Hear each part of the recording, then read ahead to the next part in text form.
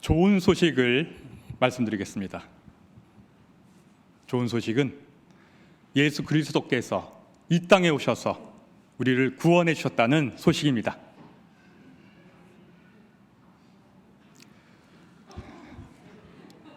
매년 이때면 우리가 듣는 소식입니다.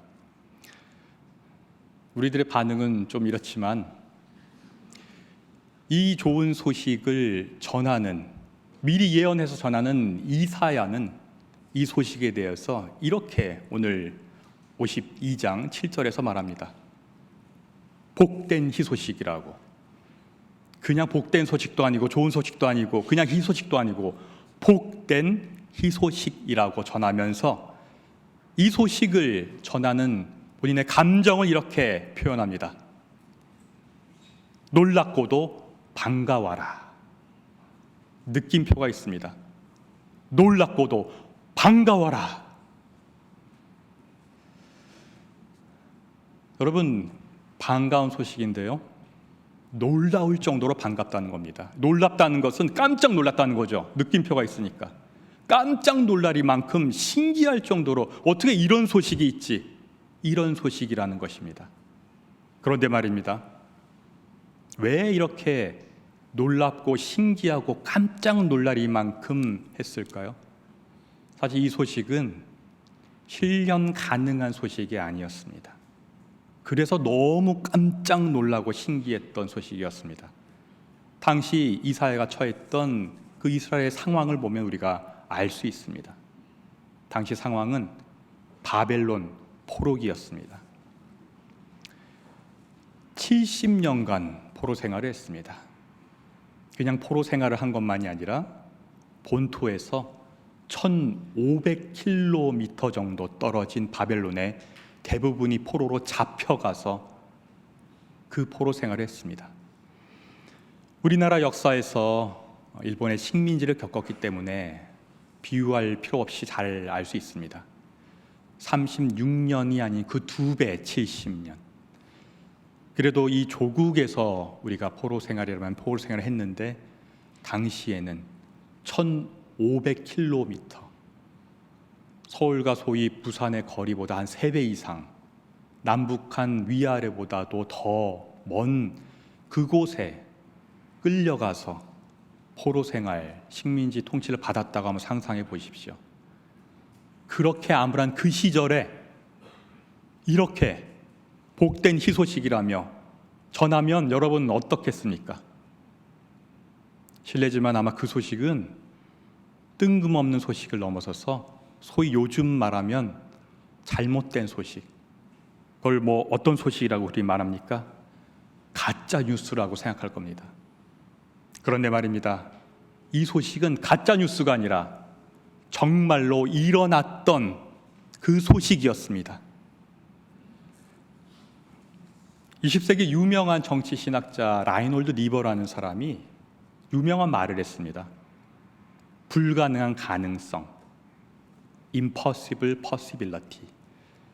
간단히 말하면 뭔가 하면 이 땅에 기독교적인 사랑의 사회를 만들고 싶은데 사랑이라는 가치는 너무 뜬금없으니까 사랑의 가장 근사한 가치인 정의를 최고로 추구하면 정의 사회 구현이 되면 그 사회가 사랑이 실천되는 기독교적인 그러한 사회가 되지 않을까 하면서 기독교 현실주의라는 것을 표방했습니다.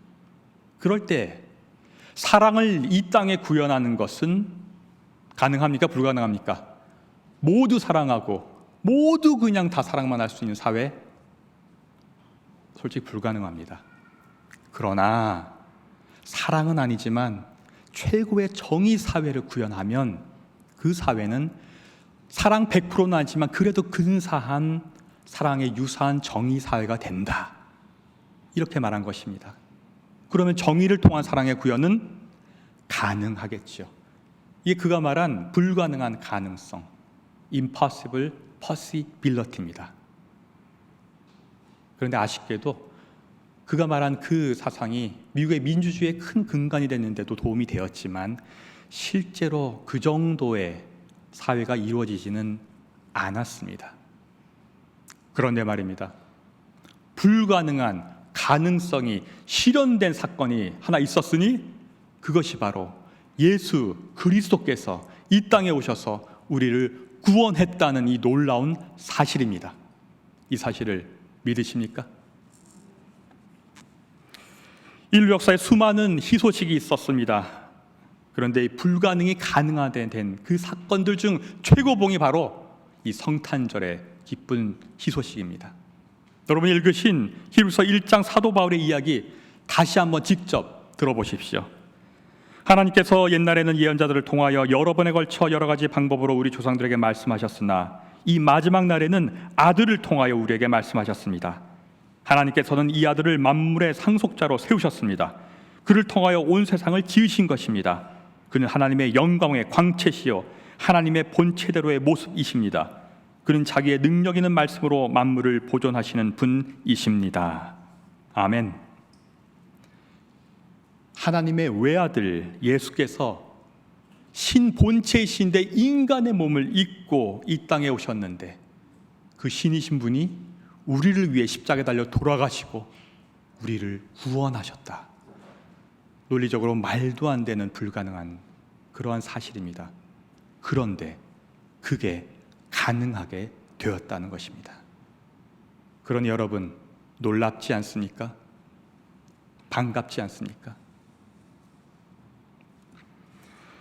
이렇게 이 땅에 예수께서 오셔서 우리를 구원했다는 사실을 믿음으로 믿는 사람에게 일어나는 생활의 증표가 있는데 우리가 잘 아는 오늘 또 읽으신 그 말씀입니다. 그것은 바로 요한복음 1장에 어둠에서 빛이 비치는 것이요 사망에서 생명이 되는 그러한 일입니다. 이것을 받기 위해서는 우리가 이 불가능한 가능을 믿음으로 믿어야 됩니다. 여러분 올해 어떤 삶을 보내셨습니까? 저는 개인적으로 올 한 해 정말 인생에서 굉장히 힘들고 좀 어려운, 어두운, 좀 죽을 것만 같은 힘든 시간들을 솔직히 좀 보내고 있습니다. 그런데 말입니다. 저를 포함해서 혹시라도 이 자리에 기쁨으로 오셨지만 실제 인생은 너무 어둡고 힘들고 죽을 것 같은 분들 계시면 특별히 그분들에게 제가 뜬금없는 말씀을 드리겠습니다. 바로 이사야가 경험했던 그 긴 바벨론의 포로와 같은 상황 속에 있는 분들께 오히려 뜬금없는 이 소식을 말씀드리겠습니다.